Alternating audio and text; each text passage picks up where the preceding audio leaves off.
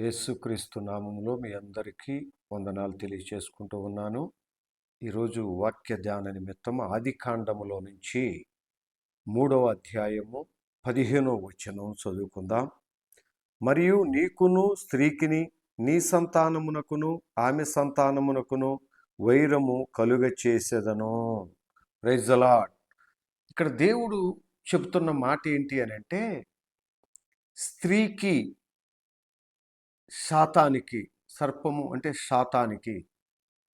సాతాను దేవుడి సన్నిధిలో నుంచి త్రోసివేయబడిన వ్యక్తి. శ్రేష్టమైన స్థలములో నివాసముండి దేవుణ్ణి ఘనపరిచి దేవుణ్ణి మహిమపరచవలసిన దూత తన మనస్సులో హృదయ గర్వముతో దేవుని స్థితిని, ఆ స్థానాన్ని సంపాదించుకోవాలి, పొందుకోవాలి అని మనస్సులో ఆలోచించినప్పుడు దేవుడు దాన్ని గుర్తెరిగి ఆకాశము నుండి త్రోసివేశాడు. అది త్రోసివేయబడి ఈ భూలోకములో దేవుణ్ణి ఆరాధిస్తున్న ప్రజలందరినీ కూడా మోసపరిచి లేదా మభ్యపరచి లేదా బలహీనపరిచి ఏదో ఒక రకంగా దేవునికి దూరం చేసే పనిలో వాడు ఉంటూ ఉన్నాడు. మరి ఇక్కడ స్త్రీ అనే మాటను మనం చూసాం. ఈ స్త్రీ దేవుని స్వహస్తముల చేత తన పోలికలో సృష్టించబడిన ఆదాములో నుంచి ఒక ఎముకను తీసి ఈ స్త్రీని దేవుడు నిర్మించాడు. అంటే ఈ స్త్రీ ఎవరు అనంటే దేవుని చేతనే నిర్మించబడింది. తన పోలికలో తన స్వారూప్యములో దేవుని చేత ఏర్పాటు చేయబడిన వ్యక్తి. కానీ ఇక్కడ దేవుడు మరి తాను త్రోసివేసిన అపవాదికి తాను స్వహస్తములతో తన పోలికలో నిర్మించుకున్న ఈ స్త్రీకి ఎందుకు వైర్యం లేదా గొడవ లేదా ఎప్పుడు ఏదో ఒక పోట్లాట జగడము ఎందుకు కలగజేస్తూ ఉన్నాడు దేవుడు? అంత కారణం, అంత స్థితి ఎందుకు దేవునికి అంతగా ఇబ్బంది కలిగే విధంగా ఏమి జరిగింది? ఏమి జరిగితే దేవుడు తన పోలికలో సృష్టించబడిన ప్రజలకే సాతానికి వైరాన్ని కలగజేశాడు లేదా పోట్లాటను కలగజేస్తూ ఉన్నాడు అని మనం చూస్తే, దేవుని బిడ్డలారా, దేవుని మాట విని దేవుడు చెప్పినట్లుగా నడుస్తూ జీవిస్తూ ఉన్నంత కాలము అవ్వ ఆదాము అనే వారి జీవితంలో ఎక్కడ కూడా ఇబ్బంది కానీ ఆటంకం కానీ వెలితి కానీ ఏదీ లేదు. ప్రతినిత్యము దేవుడు వారి దగ్గరకు వచ్చాడు.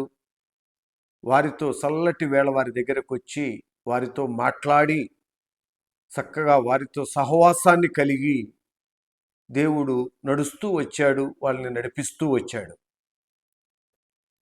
కానీ ఒక దినాన అవ్వ దేవుని మాటను నిర్లక్ష్యపెట్టి అపవాది చెప్పిన మాటను తన హృదయములోనికి తీసుకుని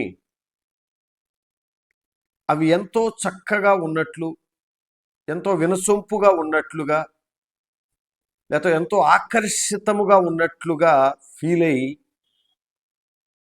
దేవుని వద్దు అని చెప్పిన పనిని ఆ వ్యక్తి చేసింది. కనుకే దేవుడు ఈ క్రియ జరిగించాడు. ఎలా అని అంటే, ఇర్మియా గ్రంథము 2వ అధ్యాయము 17వ వచనంలో ఒక మాట రాయబడి ఉంది. నీ దేవుడైన యెహోవా నిన్ను మార్గములో నడిపించుచుండగా నీవు ఆయనను విసర్జించుట వలన నీకు నీవే ఈ బాధ కలుగ చేసుకొంటివి కదా. Praise the lord. దేవుడు సూటిగా చెప్తూ ఉన్నాడు. దేవుడు చక్కటి మార్గములో నిన్ను నడిపిస్తూ ఉన్నాడు. దేవుడు శ్రేష్టమైన ఆలోచన చెప్పి నిన్ను నడిపిస్తూ వచ్చాడు. కావలసినది సమృద్ధిగా నీకు ఇచ్చి నిన్ను పోషిస్తూ వస్తున్నాడు. కానీ నీవు దేవుని మాటను విసర్జించుట వలన, లేదా దేవుని మాటను మీరుట వలన, లేదా దేవుని మాటను తప్పుట వలన, నువ్వు విడిచిపెట్టుట వలన నీకు నీవే ఈ బాధను తెచ్చుకున్నావు అనే మాటను అక్కడ మనం చదువుతూ ఉన్నాం. ప్రియా దేవుని ప్రజలారా, దేవుడు చెప్తున్నాడు ఇప్పుడు ఏంటి అని అంటే, బాధ అనేది లేదా అపవాది చేత, సాతాను చేత మనకు గొడవ లేదా వైరము అనేది మనకు మనమే తెచ్చుకున్నామని దేవుడు చెప్తున్నాడు. అంతేగాని ఆయన మనకు కలుగ చెయ్యలేదు.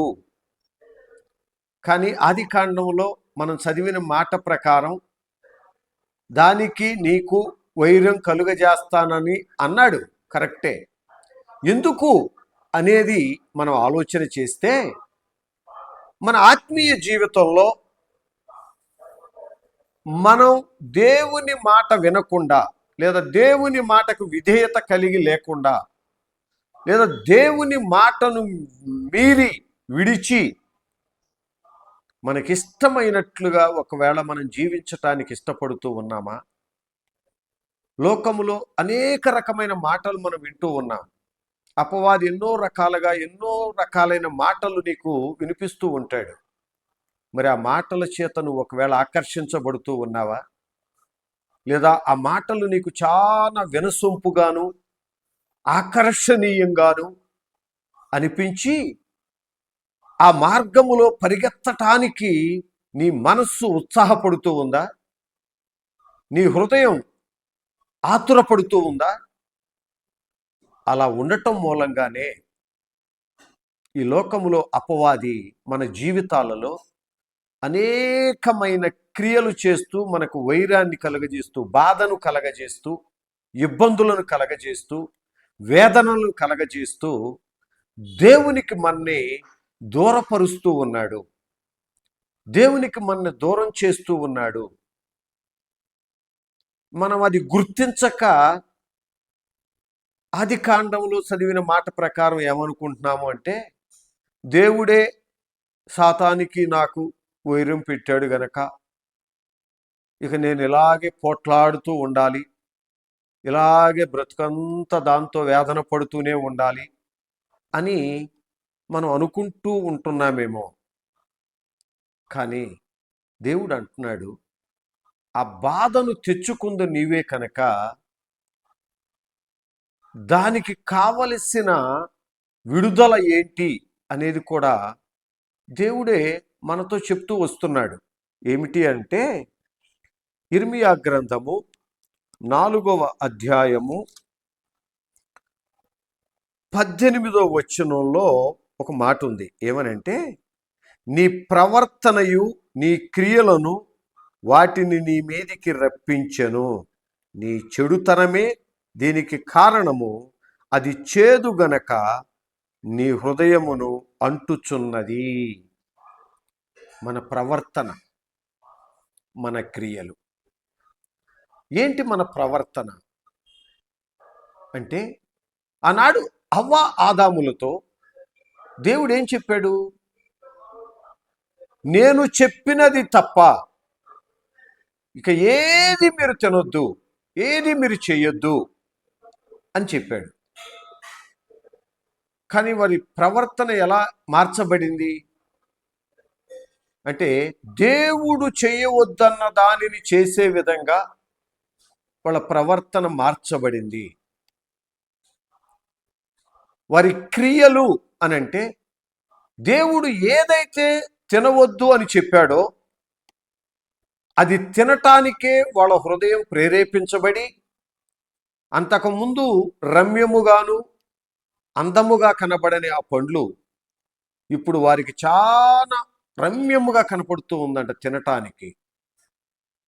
కారణం ఏంటంటే, అక్కడ చేదు అనే మాటను మనం చదువుతూ ఉన్నాం.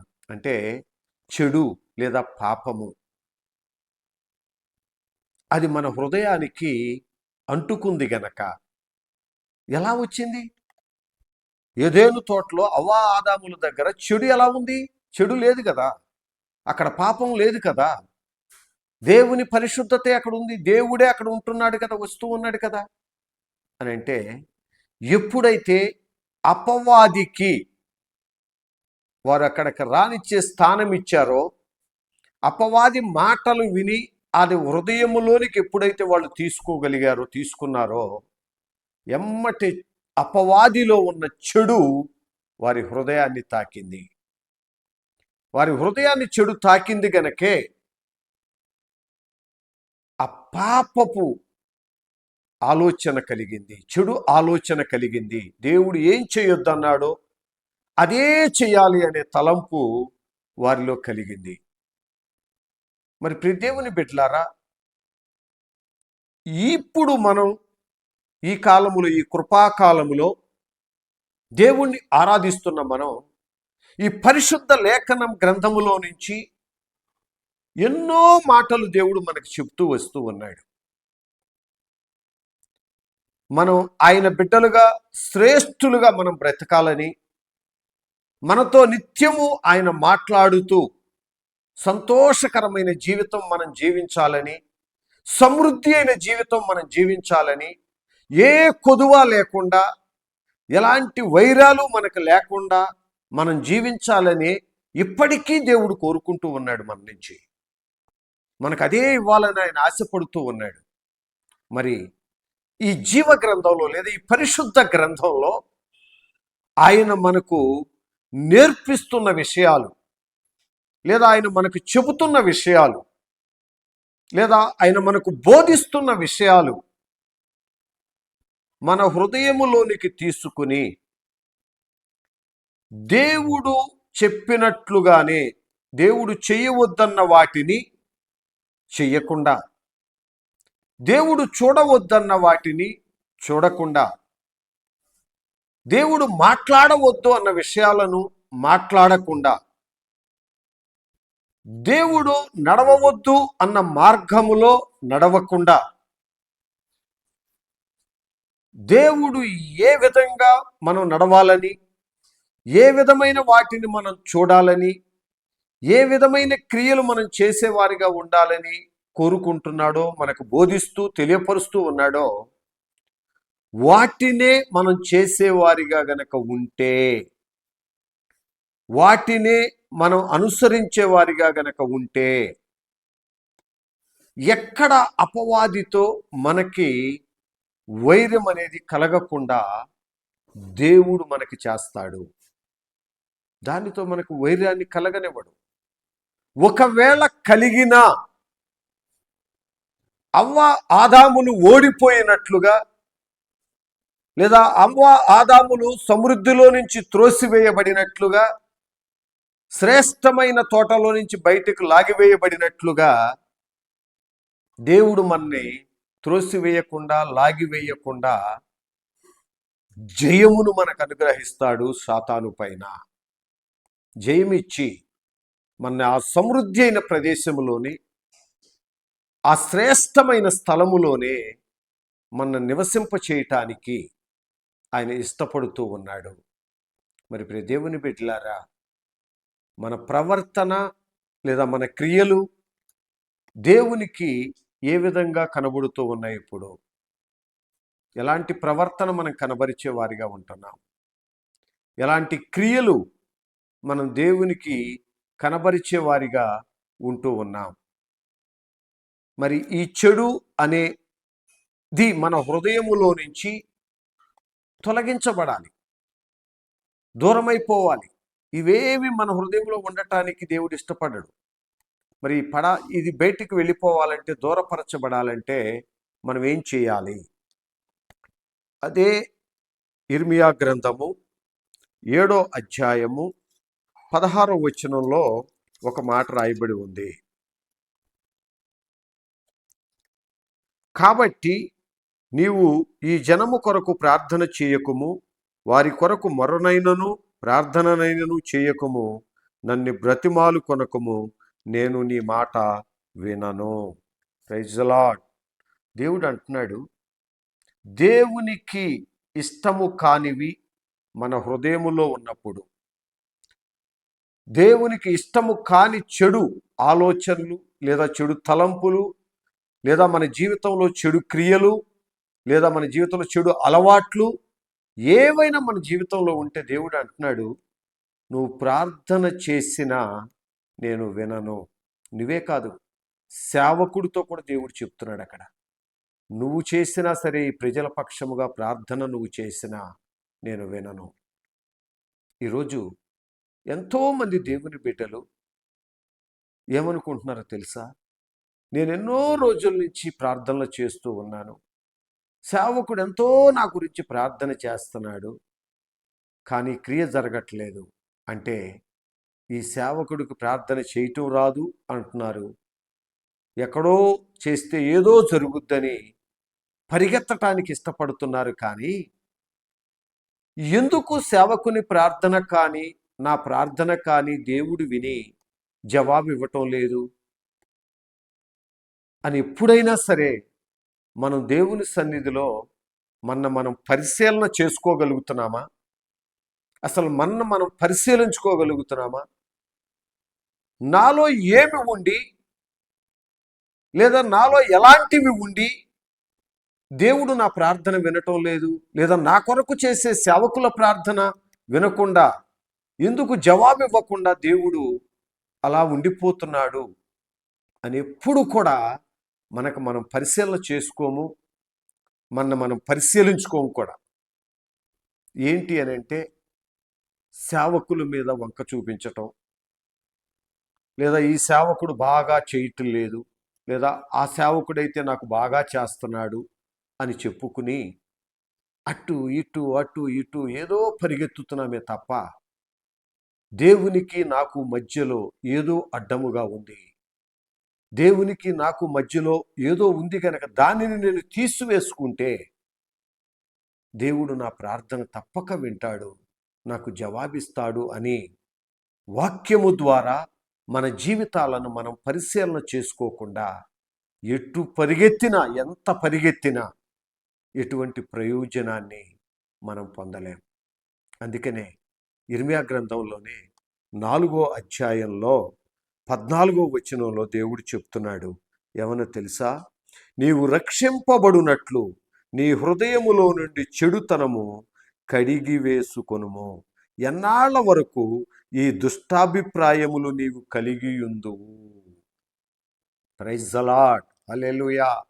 చూసారా, మన హృదయములో ఉన్న చెడును మనం కడిగి వేసుకుంటే, లేదా ఇతరుల పైన, అది సేవకుల పైన కావచ్చు, సంఘములో ఉన్న బిడ్డల పైన కావచ్చు, ఎవరిపైనైనా కావచ్చు, నీ దుష్ట అభిప్రాయాలు ఏవో నీ హృదయంలో ఉంటూ ఉన్నాయి, చెడు ఆలోచనలు నీ హృదయంలో ఉంటూ ఉన్నాయి కనుక వాటిని నువ్వు కడిగి వేసుకోవాలి. ముందు వాటిని నువ్వు కడిగి వేసుకుంటే, వాటి నువ్వు కడగొక్కోగలిగితే దేవుని సన్నిధికి వెళ్ళి, ప్రభువా నన్ను కడుగు నాయనా, ఇదిగో నాలో ఉన్న ఈ చెడు నువ్వు కడిగివేయని యథార్థముగా ఆయన సన్నిధిలో నువ్వు ప్రార్థన చేసి ఆయన అడిగి కడగటానికి నిన్ను నీవు ఆయనకు సన్నిధిలో ఆయనకు అప్పగించుకుంటే, యేసు సిలువలో కార్చిన తన రక్తము చేత నిన్ను కడిగి పరిశుద్ధపరిచి నువ్వు ఏది కావాలని అడుగుతున్నావో దానిని ఇవ్వటానికి, సాతాను పైన వైరమును తప్పించి దానిపైన గొప్ప జయమును నువ్వు పొందటానికి దేవుడు నీకు సహాయం చేస్తాడు. ఎలాగో తెలుసా? రోమపత్రికలో రాయబడి ఉంటుంది 6వ అధ్యాయం 20వ వచనంలో, సాతాను నీ పాదముల క్రింద శీఘ్రముగా తిరగతొక్కగలిగే గొప్ప శక్తితో దేవుడు నిన్ను నింపుతాడు. అప్పుడు సాతానుతో నీకు వైరం ఉండదిక, దాన్ని నీ పాదాల కింద నువ్వు త్రొక్కివేయగలుగుతావు గనక, గొప్ప జయమును నువ్వు కలిగి ఉంటావు గనక, నువ్వు సమృద్ధివైన ఏదోను తోట అనే సమృద్ధి అయిన చోటులో నుంచి నీవు త్రోసివేయబడవు. సాతానుతో నీకు వైరం ఉండదు గనక ఇక నువ్వు త్రోసివేయబడవు. చెడు అనేది నీలో ఉండదు గనక, చేదు అనేది నీలో ఉండదు గనక ఇక నువ్వు దేవునికి దూరముగా ఉండవలసిన వ్యక్తివిగా ఉండవు. నువ్వు ఎప్పుడు ప్రార్థన చేసినా, ఏ ప్రార్థన చేసి ఆయన నువ్వు ఏది అడిగినా, ఆయన పోలికలో సృష్టించుకున్న నిన్ను ఆయన తిరిగి జ్ఞాపకం చేసుకుంటాడు. నీకు చేసిన వాగ్దానాన్ని ఆయన జ్ఞాపకం చేసుకుంటాడు, నీతో చేసిన నిబంధనని. అలా కాని పక్షంలో ప్రియ దేవుని బిడ్డలారా, ఆదాముల వలె మనం కూడా సమృద్ధి అయిన స్థలములో నివసించవలసిన మనం, సంతోషము ఆనందము కలిగిన జీవితాన్ని అనుభవించవలసిన మనం త్రోసివేయబడి సాతానుతో వైరమును కలిగి మన జీవిత కాలమంతా అపజయాల చేతనే నింపబడి బ్రతుకుతూ ఉండవలసిన వారిగా మనం ఉంటాం. ఎప్పుడైతే దేవునికి మనం అప్పగించుకొని యథార్థముగా, నాలో ఈ చెడు ఉంది ప్రభువా, నాలో ఈ చెడు ఆలోచన లేదా ఈ దుష్ట ఆలోచన నాలో ఉన్నాయి, వీటన్నిటిని నువ్వు కడిగివేయి ప్రభువా అని ఆయన పాదాల దగ్గర పడి అడుగుతామో, ఆయన సిలువలో కార్చిన రక్తము చేత నిన్ను నన్ను ప్రతి ఒక్కరిని ఆయన కడిగి పరిశుద్ధపరిచి శ్రేష్టమైన స్థలములో మనని నివసింపచేయటానికి ఆయన ఇష్టపడుతూ ఉన్నాడు. దేవుడు ఈ మాటలను మన హృదయములో నీరు కట్టి ఫలింపచేయునుగాక. ప్రార్థన చేసుకుందాం. సకల ఆశీర్వాదములకు కారణభూతుడవైన నా ప్రియ పరలోకపు తండ్రి, నీ పరిశుద్ధ నామానికి స్తోత్రాలు చెల్లించుకుంటున్నాం. నాయనా, ఇప్పుడు మీరు మాట్లాడిన మాటలు నీ పోలికలో సృష్టించబడిన నీ ప్రజలకని, నీవు పైనుంచి త్రోసివేసిన అపవాదికిని వైరాన్ని కలిగిస్తావనే మాటను అక్కడ మేము చదివాం. కానీ ఆ వైరము మా ఇరువురు మధ్యలో ఉండటానికి కారణము మీరే, మీ క్రియలే అని మీరు తెలియపరిచారు తండ్రి. అందును బట్టి నీకు స్తోత్రములు చెల్లించుకుంటున్నాం ప్రభువా. మాలో మా ప్రవర్తనను బట్టి, మా క్రియలను బట్టి, అయ్యా మాలో ఉన్న చెడును బట్టి, ఆ చేదైన అనుభవాలను బట్టి ప్రభువా, మేము సాతానుతో వైరము కలిగించబడే వారిగా బ్రతకవలసి ఉంటూ ఉందని మీరు సూటిగా మాతో మాట్లాడారు తండ్రి. ఈ దినము ఈ మాటలు విన్న నీ ప్రజలందరినీ మీ కృపా హస్తాలకు అప్పగించుకుంటున్నామయ్యా. అయ్యా, నీ బిడ్డలను ఒక్కసారి మీ కృపలో జ్ఞాపకం చేసుకుని వాళ్ళ హృదయాలలో అయ్యా ఏదైనా చేదైన అనుభవం ఉంటే, ఒకవేళ వాళ్ళు అది గుర్తెరగక నాయన అది గమనించక తండ్రి ప్రార్థన ఆలకించటం లేదని సనిగేవారిగాను లేదా సేవకులపైన గొణిగేవారిగా ఉంటే వారిని క్షమించి ప్రభువా, వారి జీవితాలలో ఉన్న సాతాను యొక్క ఆ చేదైన అనుభవాలను తండ్రి మీరు దూరపరిచి సిలువలో మా కొరకు కార్చిన నీ రక్తము చేత ప్రతి బిడ్డని పేరు పేరున మీరు కడిగి పరిశుద్ధపరిచిన ఆయన ఏదోను అనే సమృద్ధి కలిగిన చోటిలో నీ బిడ్డలు నివసించటానికి, అపవాది చేత వైరము లేకుండా సంతోషము ఆనందము కలిగి జీవించటానికి ప్రభువా నీ కృపలో నీ బిడ్డలను బలపరిచి మీరే తండ్రి స్థిరపరిచి నీ దీవెన చేత నింపి ప్రతి బిడ్డని అయ్యా శ్రేష్టమైన స్థలములో సంతోషముగా ఆనందముగా జీవించే కృపను పొందుకునే అనుభవములోనికి నడిపించి మీరే ఘనత మహిమ ప్రభావాలు పొందుకోమని యేసు పరిశుద్ధ నామములో అడిగి వేడుకొని పొంది ఉన్నాము తండ్రి. ఆమేన్. యేసు నామములో మీ అందరికీ శుభవందనాలు తెలియపరుస్తూ ఉన్నాం. నా పేరు pastor Solomon, Jesus Shalom Faith Ministries, ఫిరోజుగూడలో గత 2 సంవత్సరముల నుంచి దేవుని నామాన్ని ఘనపరుస్తూ అనేక మంది ప్రజలు ఆశీర్వదించబడటానికి ఘనముగా జరుగుతూ వస్తూ ఉంది. కనుక మీరందరూ దేవుని సన్నిధికి వచ్చి దేవుని ఆశీర్వాదం పొందాలని ప్రేమపూర్వకంగా కోరుకుంటూ ఉన్నాం. అలాగే మీ అనుదిన ప్రార్థనలలో జ్ఞాపకం చేసుకుని మీ సమయాన్ని దేవుని సన్నిధిలో గడిపి మీరు ఆశీర్వదించబడాలని అందరినీ ప్రేమతో ఆహ్వానిస్తూ ఉన్నాం. ఆరాధన జరిగే సమయం సాయంత్రం 5:30 నుంచి మొదలవుతుంది. స్థలము బోయినపల్లి వెళ్ళే దారిలో ఫిరోజుగూడ బస్ స్టాప్లో దిగి లోపల రిథమ్ డ్యాన్స్ స్కూల్ అని ఉంది. దాని ఎదురుగా ఉన్న రోడ్లో ఈ చర్చి ఉంది. కనుక అందరూ రావాలని ప్రేమతో ఆహ్వానిస్తూ ఉన్నాం. ఎవరైనా సంప్రదించవాలంటే 9303034588 నెంబర్ నందు సంప్రదించగలరు. అందరికీ ప్రేమ వందనాలు తెలియచేస్తూ ఉన్నాను.